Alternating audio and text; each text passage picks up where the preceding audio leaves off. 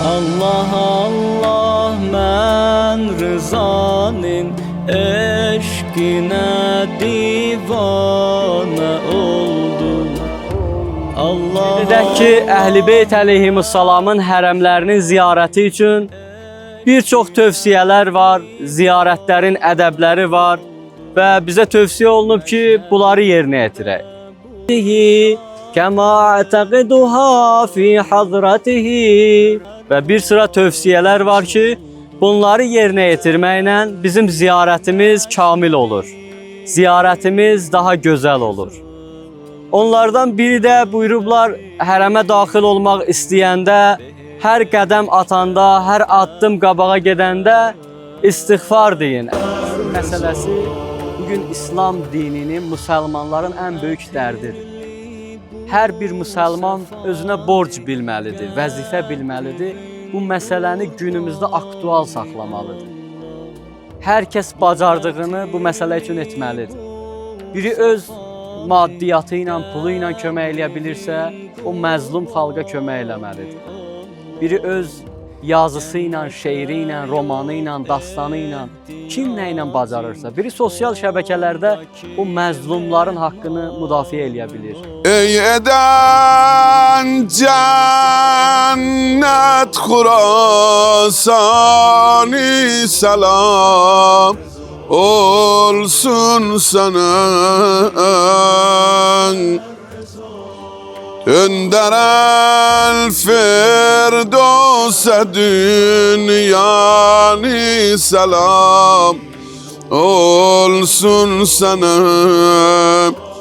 Bizden selam olsun sana.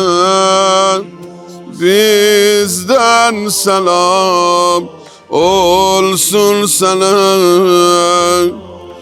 Vesfi ben acizdi dil, ey zadeye fahrul enam.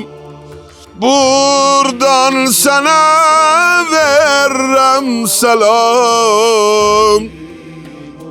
Şamil et lütfen vahani, selam olsun sana.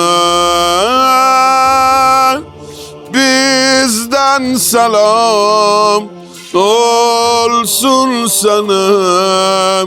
Bizden selam olsun sana. Ya İmam Rıza,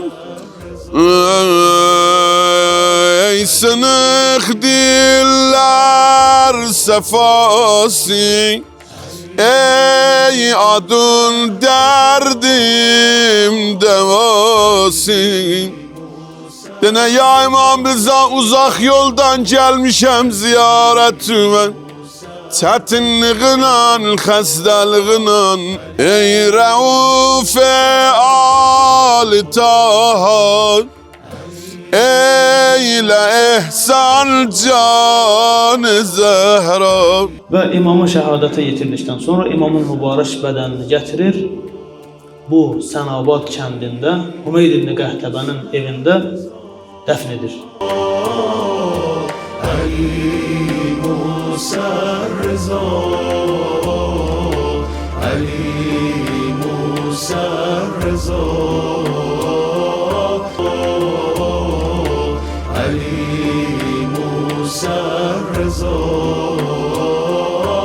Ali Musa Rıza,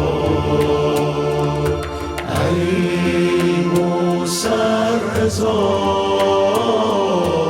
Ali